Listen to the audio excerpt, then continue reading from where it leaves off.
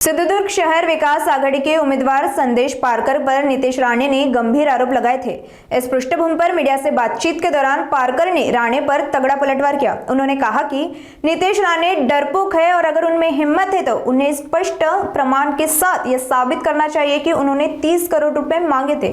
इस बात का प्रमाण मिलने पर ही मैं अपना चुनाव अर्ज वापस लेने पर विचार करूंगा, अन्यथा उन्हें तुरंत अपने पालक मंत्री पद से इस्तीफा दे देना चाहिए। पारकर का यह बयान राजनीतिक गलियारों में चर्चा का विषय बना हुआ है। संदेश पारकर हा स्वाभिमानी आहे, जशी कणकोलीची जनता आहे तशा प्रकारे संदेश पारकर हे स्वाभिमानी आहे। हे कधी त्या ठिकाणी विकले जाणार नाही। खरं तर जर नितेश राणेंमध्ये हिम्मत असेल त्यांना मी आव्हान देतो, आज जर ते तुमची आता पत्रकार परिषद संपली आहे, आता जर ते असतील तर भालचंद्र महाराजांच्या समाधीवर त्यांनी यावं। मी आता येतो, स्वयंभू रवनाथाच्या देवळामध्ये त्यांनी यावं, त्या समाधीला देवळामध्ये त्यांनी फूल उचलावं आणि त्यांनी सांगावं की संदेश पारकरनी त्यांच्याकडे 30 कोटी रुपये मागले होते। मी येतो, त्यांनी यावं।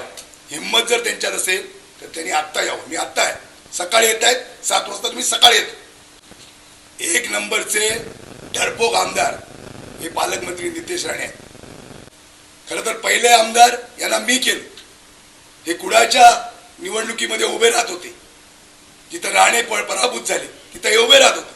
त्यांना कणकोलीचा रस्ता मी दाखवला आणि पहिला कणकोलीचा आमदार त्यांना नितेश राणेंना जर कोणी केला असेल तर तो मी केलेला आहे। आणि म्हणून ज्यावेळी कणकोलीकरांना विकत घेता येत नाही हे सिद्ध झाल्याच्या नंतर सत्तेमध्ये परिवर्तन होतोय।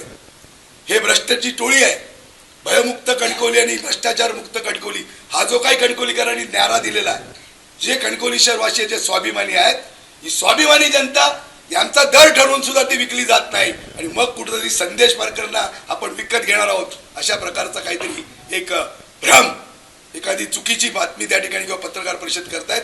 माझं त्यांना आव्हान आहे, चॅलेंज आहे, हिम्मत असेल जर आपण कणकोलीमध्ये आता असाल तर आत्ताच्या आता आपण स्वयंभूच्या मंदिरामध्ये या, भालचंद्र महाराजांच्या समाधीवर या, तिथं हात लावा आणि सांगा संदेश पारकरने आपल्याजवळ 30 कोटी रुपये मागितले।